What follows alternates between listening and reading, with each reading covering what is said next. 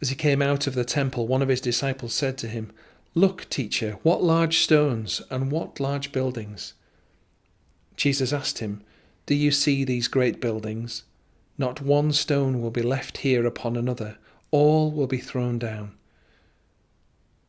When he was sitting on the Mount of Olives opposite the temple, Peter, James, John, and Andrew asked him privately, "Tell us, when will this be?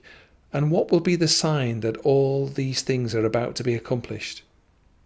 Then Jesus began to say to them, "Beware that no one leads you astray.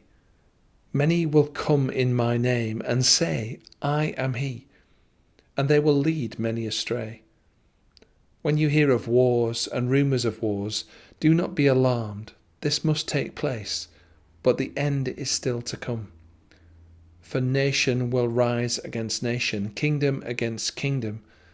There will be earthquakes in various places. There will be famines. This is but the beginning of the birth pangs.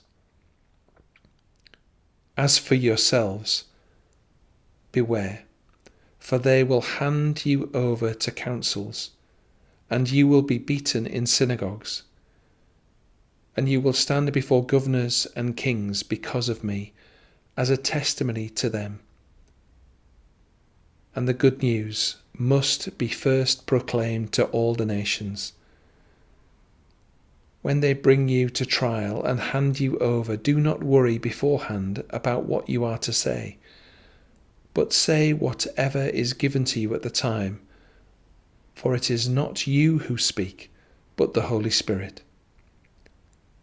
Brother will betray brother to death, and father his child, and children will rise against parents and have them put to death. And you will be hated by all because of my name, but the one who endures to the end will be saved. But when you see the desolating sacrilege set up where it ought not to be, let the reader understand. Then those in Judea must flee to the mountains. The one on the housetop must not go down or enter the house to take anything away, or the one in the field must not turn back to get a coat. Woe to those who are pregnant and those who are nursing infants in those days. Pray it may not be in winter, for in those days there will be suffering, such as has not been from the beginning of creation that God created until now. No, and never will be. And if the Lord had not cut short those days, no one would be saved.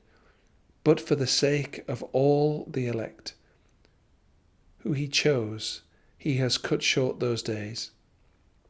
And if anyone says to you at that time, 'Look, here is the Messiah,' or 'Look, there he is,' do not believe it.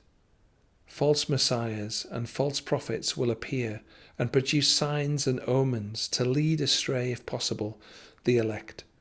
But be alert, I have already told you everything. But in those days, after that suffering, the sun will be darkened, the moon will not give its light, the stars will be fallen from heaven, and the powers in the heavens will be shaken. Then they will see the Son of Man coming in the clouds with great power and glory. Then he will send out the angels and gather his elect from the four winds, from the ends of the earth to the ends of heaven. From the fig tree learn its lesson.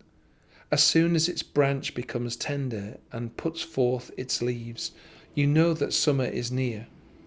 So also, when you see these things taking place, you know that he is near, at the very gates.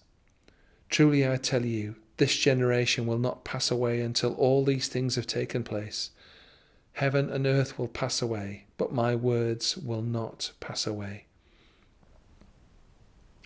But about that day or the hour no one knows, neither the angels in heaven nor the Son, but only the Father. Be aware and keep alert, for you do not know when the time will come. It's like a man going on a journey when he leaves his home and puts his slaves in charge, each with his work, and commands the doorkeeper to be on the watch. Therefore keep awake, for you do not know when the master of the house will come, in the evening, or at midnight, or at cockcrow, or at the dawn. Or else he may find you asleep when he comes suddenly. And what I say to you, I say to all, keep awake.